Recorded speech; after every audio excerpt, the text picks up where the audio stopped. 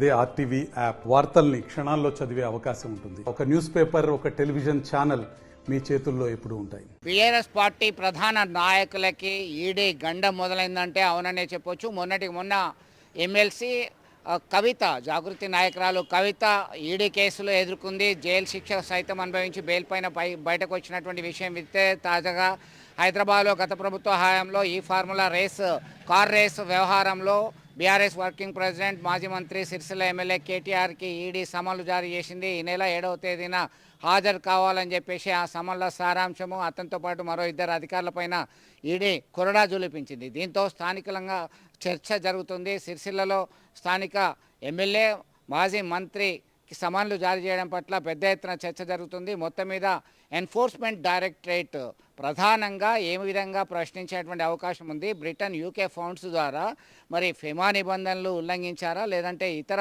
అనేక అంశాలకు సంబంధించి మనీ లాండరింగ్కి సంబంధించినటువంటి అనేక అంశాలు ఉల్లంఘించారా అనేటువంటి కోణంలో విచారణ జరిగేటువంటి అవకాశం ఉంది.